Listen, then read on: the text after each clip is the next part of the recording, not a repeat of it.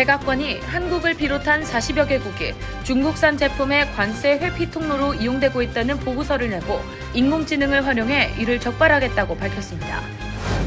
뉴욕 등 22개 주와 워싱턴 DC가 오늘 트럼프 행정부의 상업용 운전면허 CDL 소지자 1,700만 명의 개인정보 요구를 막기 위한 법적 대응에 나섰습니다. 연방정부가 매년 수천억 달러 규모의 사기 피해를 보고 있는 것으로 조사된 가운데 법무부가 사기 규모나 수법에 관계없이 개인과 기업의 사기 수사 우선순위를 공식화했습니다.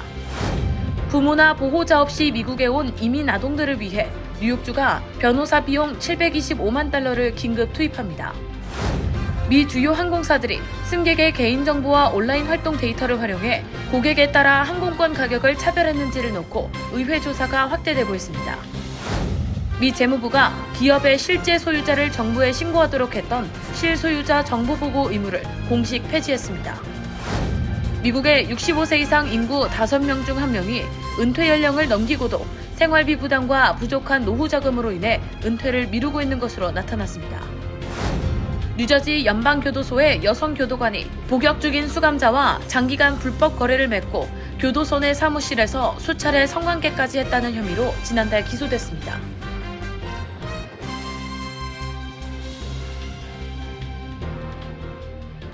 헬ms 브라더에서 고객님 원하시는 모든 머세디스 벤츠 모델 만나보실 수 있습니다. 최신식 숍에서 방사의 전문 세일스팀이 직접 차량 안에 드립니다. 방사의 타고난 서비스 센터 웹사이트에서도 계속됩니다. 웹사이트는 통해 완벽한 모델을 찾아보시고 직원 서비스 센터의 차량 정비에 예약해보세요. 구매와 정비 모두 자택 픽업 위치 딜리버리 서비스 이용하실 수 있습니다. 헬ms 오더 그룹 계열사인 헬ms 브라더와 함께 오는 고객만의 차량 수요 여행 시작하겠습니다.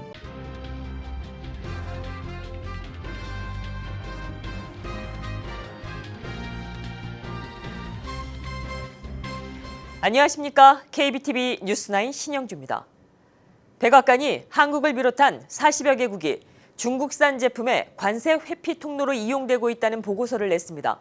특히 경기 반도체 벨트가 중국산 반도체에 미국 의회 수출 통로로 이용될 수 있다고 지적했습니다. 트럼프 행정부는 인공지능을 활용해 의심스러운 수출입 거래를 찾아내겠다고 밝혔습니다. 백악관 무역제조업정책국은 오늘 거대한 환적 사기라는 제목의 보고서를 공개하고 한국을 불법 환적 위험국 가운데 하나로 분류했습니다. 백악관은 중국 수출업체들이 미국의 고율 관세를 피하기 위해 제품을 제3국으로 보낸 뒤 미국으로 우회 수출하고 있다고 주장했습니다. 제3국에서 단순 조립하거나 포장과 라벨을 바꾸고 송장이나 원산지 서류를 조작해 중국산 제품을 다른 나라 제품으로 둔갑시킨다는 겁니다. 보고서는 환적 위험 국가를 거래 규모와 중국 공급망과의 연계 방식에 따라 세 유형으로 나눴습니다.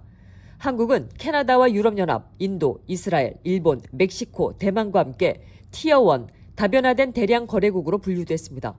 티어1은 중국 연계 상품을 대규모로 취급하면서 다양한 산업 기반과 주요 대미 수출망을 갖춘 국가와 경제권을 뜻합니다. 특히 백악관은 경기 반도체 벨트가 중국산 반도체에 미국 의회 수출 통로로 이용될 수 있다고 주장했습니다. 이러한 교역이 피닉스와 오스틴, 포틀랜드 산호세 등 미국 반도체 생산지에 부담을 줄 수 있다는 설명입니다. 다만 한국 기업이나 특정 제품이 실제로 원산지를 세탁했다는 구체적인 사례는 제시하지 않았습니다. 백악관이 인용한 정부와 민간기관의 추산에 따르면 잠재적 불법 환적 규모는 연간 약 400억 달러에서 최대 3,030억 달러입니다.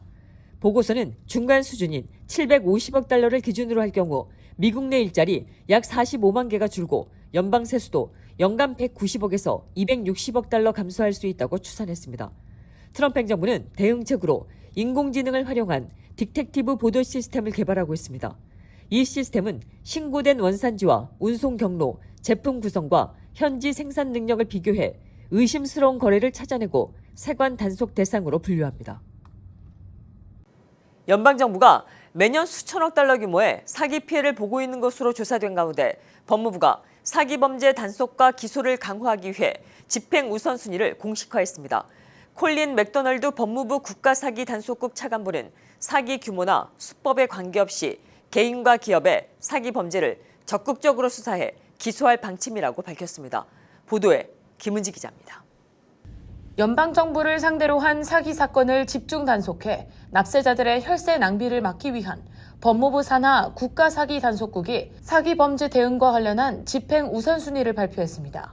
콜린 맥도날드 법무부 차관보는 국가사기단속국의 기본 임무가 규모나 복잡성과 상관없이 미국 내에서 발생하는 사기범죄를 기소하는 것이라고 강조했습니다. 특히 사기범죄 단속을 통해 연방정부가 국민의 세금을 책임있게 관리하고 있다는 국민의 신뢰를 회복하는 것이 매우 중요하다고 밝혔습니다. 회계감사원에 따르면 연방정부는 매년 2,330억 달러에서 최대 5,210억 달러의 사기 피해를 입는 것으로 집계됐습니다. 이는 하나로 수백조 원 규모에 달하는 막대한 손실입니다. 이에 따라 국가사기단속국은 혈세를 부정 편취한 개인과 기업에 대해 법에 따라 엄벌을 처하는 데 집중할 방침입니다.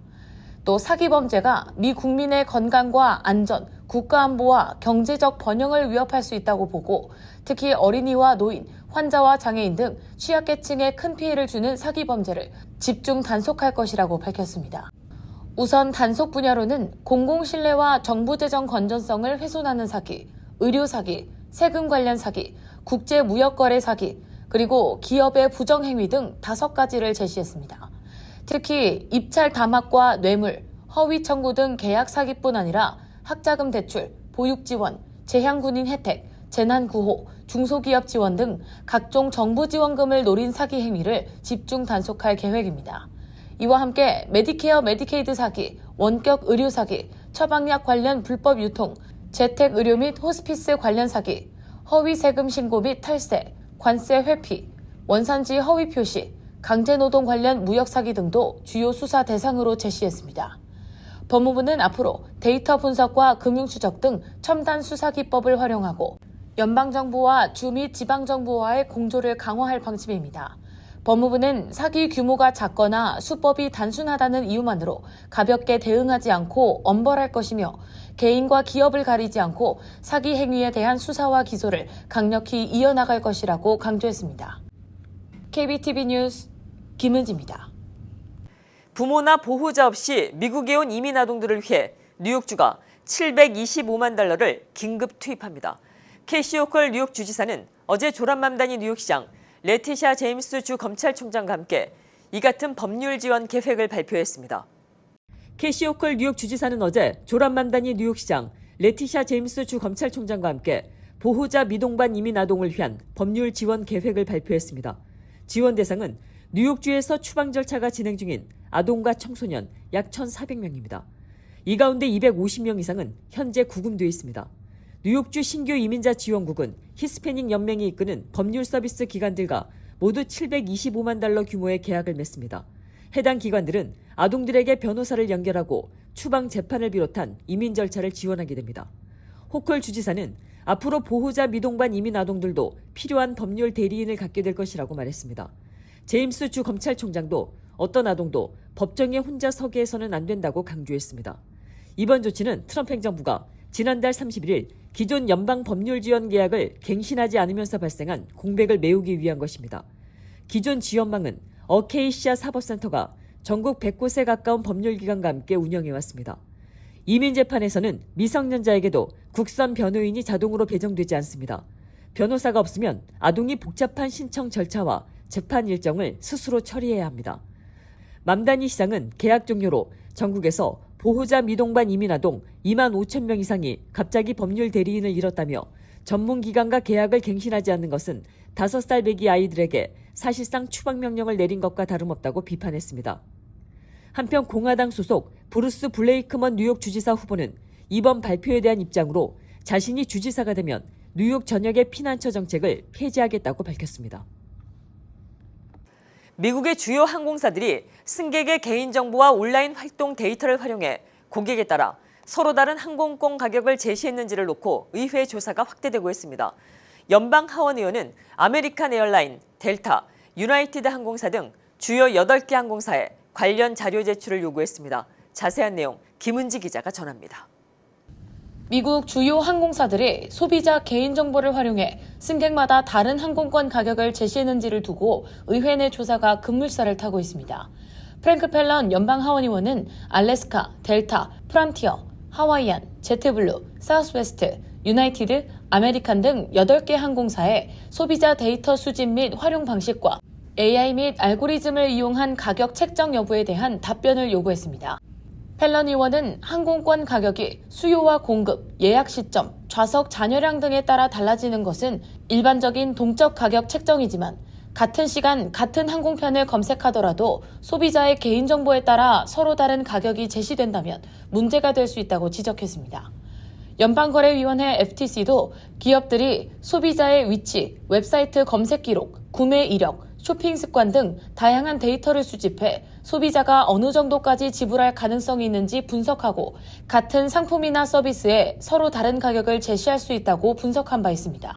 이번 조사에서 펠런 의원은 항공사들이 어떤 소비자 정보를 수집하는지, 해당 정보가 실제 항공권 가격 산정에 사용되는지, AI와 알고리즘이 가격 결정에 어떤 역할을 하는지를 확인할 계획입니다. 특히 소비자 데이터를 활용한 AI 가격 책정으로 항공사 수익이 최대 6% 증가할 수 있다는 연구 결과를 근거로 이 같은 방식이 소비자 부담을 높일 수 있다고 우려했습니다. 펠런 의원은 연방 차원의 개인정보 보호 기준이 부족한 점도 지적했습니다. 현행 연방법이 소비자 데이터 및 개인정보 수집 오남용을 명확하게 규제하지 못하고 있다는 겁니다. 다만 이번 조사는 항공사들이 실제로 개인정보를 이용해 불법적인 가격 차별을 했다고 결론 내린 것은 아니며 이를 확인하기 위해 이달 25일까지 답변과 자료를 제출할 것을 요청했습니다. KBTV 뉴스 김은지입니다. 미 재무부가 기업의 실제 소유자를 정부에 신고하도록 했던 실소유자 정보 보고 의무를 공식 폐지했습니다. 트럼프 행정부는 수백만 미국 기업의 불필요한 행정 부담을 덜어주는 규제 완화 조치라고 강조했지만 일각에서는 자금 세탁과 범죄자들의 유령 회사 악용을 추적하는 장치가 약화될 수 있다는 우려도 제기하고 있습니다. 보도에 김은지 기자입니다.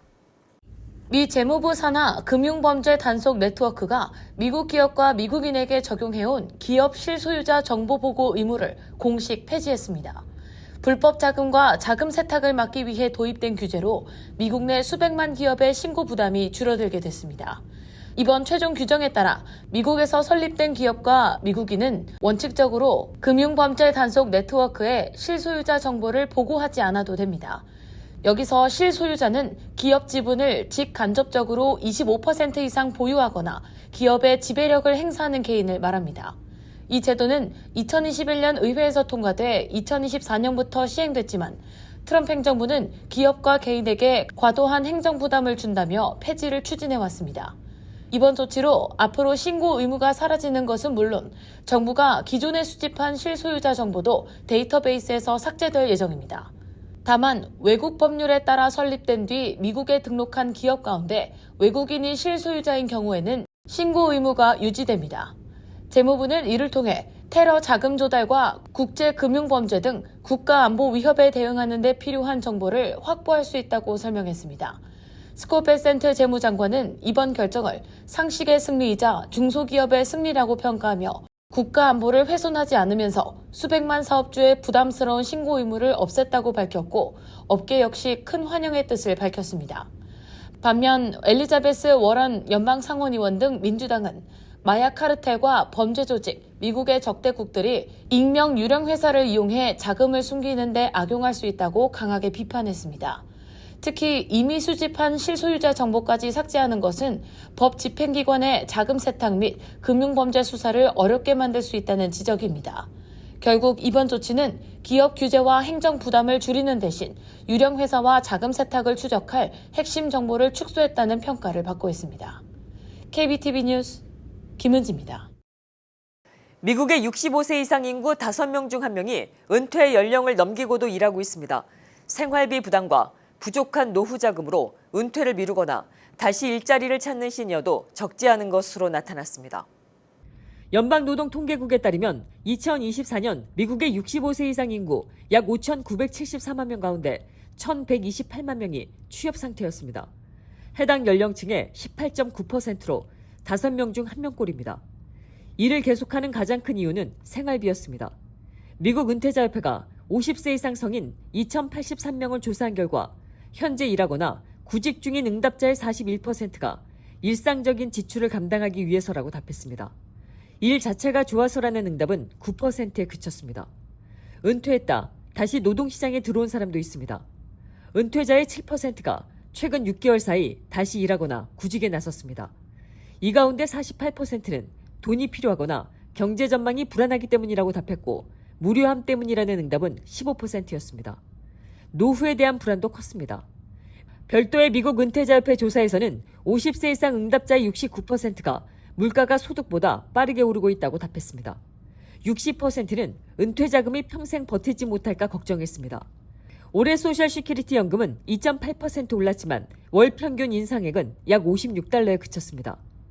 미국 은퇴자협회 칼릴 로스코스키 부사장은 기본 생활비가 고령층이 계속 일하거나 구직하는 가장 큰 이유라며 앞으로 더 오래 일하는 사람이 늘어날 것으로 전망했습니다. 그러나 일하고 싶어도 재취업은 쉽지 않습니다. 고령 근로자의 67%는 지금 새로운 일자리를 구하기 어려울 것으로 내다봤습니다. 가장 큰 장벽은 연령 차별이 35%였고 건강 문제나 장애가 22%로 뒤를 이었습니다. 생활비 때문에 더 오래 일해야 하지만 나이 때문에 취업은 어려운 현실이 시니어들의 은퇴를 늦추고 있습니다. 뉴저지 연방교도소 여성교도관이 복역 중인 수감자와 장기간 부적절한 관계를 맺고 교도소 안에서 성관계까지 했다는 혐의로 지난달 기소됐습니다.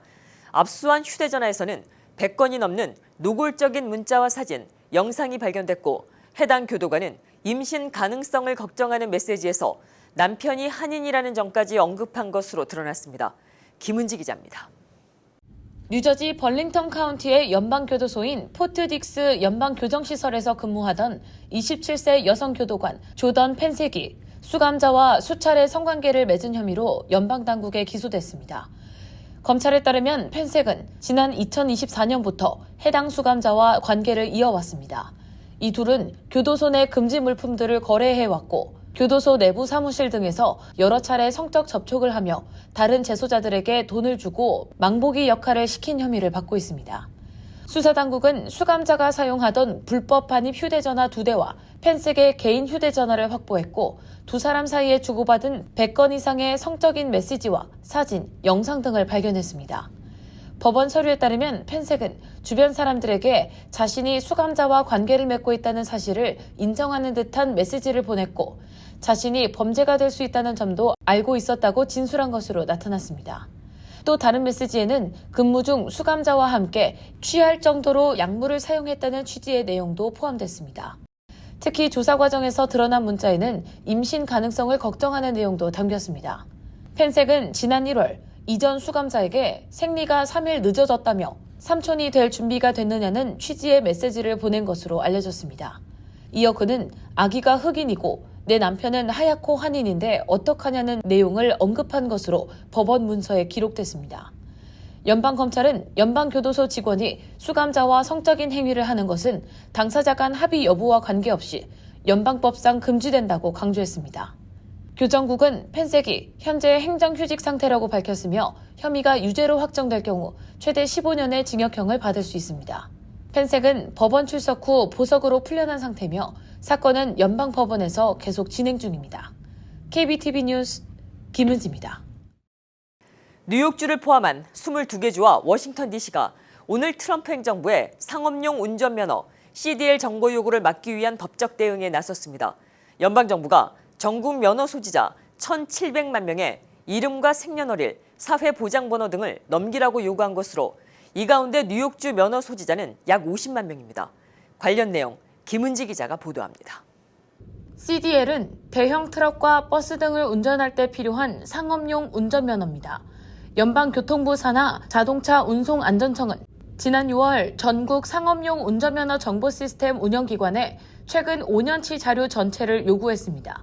대상은 면허 소지자 약 1,700만 명의 이름과 생년월일, 면허번호, 면허 발급주와 사회보장번호입니다. 시민권이나 체류신분과 관계없이 전체 면허 소지자가 포함됩니다. 이 시스템은 운전자가 여러 주에서 면허를 중복으로 받았는지 다른 주에서 면허가 정지되거나 취소된 이력이 있는지 확인하는 전국 정보망입니다. 연방정부는 상업용 운전면허 교육기관 약 75곳에서 교육기록 조작과 부실교육 등의 사기 의혹이 발견돼 자료가 필요하다는 입장입니다. 국토안보부도 지난 11일 같은 자료를 요구하는 소환장을 발부했습니다. 불법 체류자에게 면허가 부정 발급된 사례를 조사하고 이민법을 집행하는 데 자료를 활용하겠다는 겁니다. 소장에 따르면 연방정부는 운영기관이 오는 17일까지 자료를 넘기지 않으면 시스템 운영비 약 1,000만 달러를 포함한 모든 연방 지원과 계약을 끊겠다고 경고했습니다. 운영기관은 자료를 제출하지 않겠다고 밝혔습니다. 주정부들은 연방 지원이 끊기면 전국적으로 상업용 운전면허 발급과 갱신에 차질이 생길 수 있다고 주장했습니다. 뉴욕주는 이 시스템을 하루 약 3만 번 이용합니다. 시스템 운영이 중단되면 면허 소지자 약 50만 명과 연습면허 소지자 약 2만 명이 영향을 받을 수 있습니다. 뉴욕 등 21개 주와 워싱턴 DC는 교통부의 자료 요구를 막아달라며 소송을 냈습니다. 미네소타가 추가된 22개 주와 워싱턴 DC는 국토안보부의 소환장도 취소해달라고 요청했습니다. 주정부들은 연방정부가 주정부 소유의 개인정보를 한꺼번에 가져갈 권한이 없다며 오는 17일까지 자료가 제출되거나 연방 지원이 중단되는 것을 막아달라고 법원에 요청했습니다. KBTV 뉴스 김은지입니다. 뉴저지 포트리와 뉴욕을 잇는 조지 워싱턴 다리 접근로 주변에서 내일부터 보수공사가 시작돼 연말까지 교통통제가 이어집니다. 뉴욕 뉴저지 항만청은 14일부터 센터애비뉴 고가도로 보수공사에 들어간다고 밝혔습니다. 이에 따라 고가도로 북쪽 방향의 오른쪽 차로와 보도가 폐쇄됩니다. 뉴저지 방향 95번 고속도로에서 센터애비뉴로 빠지는 차량과 센터애비뉴에서 뉴욕 방향 95번 고속도로로 진입하는 차량도 우회해야 합니다. 트럭과 버스도 별도로 마련된 우회로를 이용해야 합니다. 이번 공사는 20억 달러 규모의 조지 워싱턴 다리 재정비 사업의 일부로 오는 12월까지 이어집니다. 항만청은 운전자들에게 우회 표지판을 확인하고 이동 시간을 넉넉히 잡아달라고 당부했습니다. 전동 스쿠터를 타던 32살 한인 여성이 샌프란시스코 도심에서 상업용 트럭에 치여 숨졌습니다. 샌프란시스코 검시국은 사망자가 현지에 거주하던 김예빈 씨라고 밝혔습니다. 사고는 지난 7일 오전 8시 18분쯤 파월 스트리트과 마켓 스트리트 교차로에서 발생했습니다. 신고를 받고 출동한 경찰은 도로에 쓰러진 김 씨를 발견해 응급처치를 했지만 김 씨는 현장에서 사망 판정을 받았습니다. 샌프란시스코 경찰 교통사고 조사팀은 정확한 사고 경위를 조사하고 있습니다. 텍사스주 중부에서 아파치 공격 헬기가 추락해 조종사 2명이 모두 숨졌습니다. 사고는 어제 오후 1시 35분쯤 오스틴 북쪽 살라도 인근 들판에서 발생했습니다. 헬기가 건물과 충돌하지 않아 지상 인명 피해는 없었지만 인근 주민들이 대피하고 소방대가 출동했습니다. 추락한 헬기는 포트 후드에 배치된 AH-64 아파치로 정기 훈련 비행 중이었습니다. 추락으로 발생한 불로 축구장 약 56개 넓이인 100에이커가 탔고 어제 오후 5시 기준 45%가 진화됐습니다. 육군은 유가족 통보가 끝난 뒤 희생자들의 신원을 공개할 예정이며 당국은 정확한 추락 원인을 조사하고 있습니다. 뉴욕시 시티바이크 회원들의 이용료를 지하철 기본요금인 3달러 이하로 제한하는 법안이 추진되고 있습니다. 뉴욕시 의회 계류 중인 법안은 회원이 전기 자전거를 1시간 이내, 일반 자전거를 2시간 이내 이용할 경우 요금이 3달러를 넘지 못하도록 하는 내용입니다. 교통단체에 따르면 회원의 전기자전거 45분 이용료는 2020년 4달러 50센트에서 올해 12달러 15센트로 올랐습니다. 단체 측은 뉴욕의 이용료가 다른 주요 도시보다 훨씬 비싸 시민들의 이용을 막고 있다며 가격 인하를 요구하고 있습니다. 법안은 현재 시의회 교통인프라위원회에 계류되어 있습니다. 잠시 후 커뮤니티 브리핑을 전해드립니다. 헬ms 브라더에서 고객님 원하시는 모든 머시디스 벤츠 모델 만나보실 수 있습니다. 최신식 숍에서 방사의 전문 세일스팀이 직접 차량 안에 드립니다. 방사의 타고난 서비스 센터 웹사이트에서도 계속됩니다. 웹사이트는 통해 완벽한 모델을 찾아보시고 직원 서비스 센터의 차량 정비에 예약해보세요. 구매와 정비 모두 자택 픽업 위치 딜리버리 서비스 이용하실 수 있습니다. 헬ms 오더 그룹 계열사인 헬ms 브라더와 함께 오는 고객만의 차량 수요 여행 시작하겠습니다.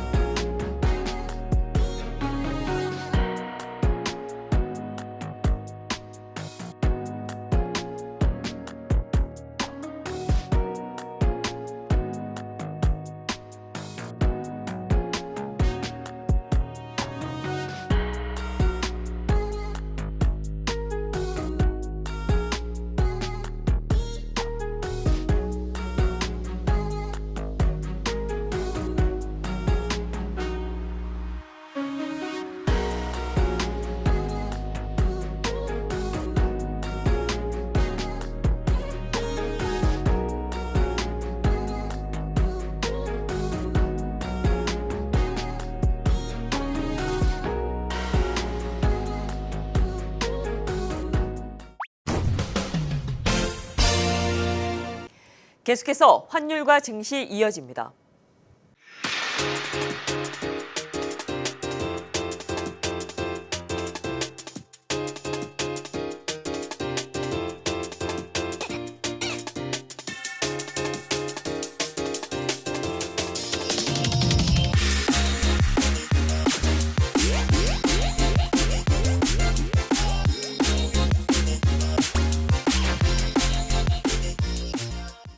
이어지는 순서 뉴욕과 뉴저지 날씨입니다.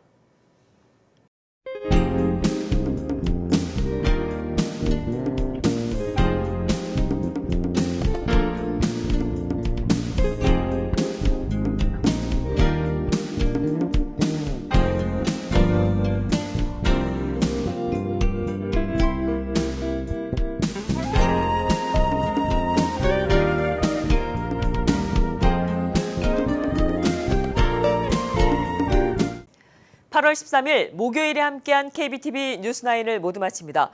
절기상 입추를 지나 내일이 말복입니다. 달력은 가을로 향하고 있지만 더위의 기세는 여전합니다. 한낮 야외 활동은 줄이시는 등 건강에 유의하셔야겠습니다. 함께해 주신 여러분, 오늘도 고맙습니다. 편안한 저녁 되십시오.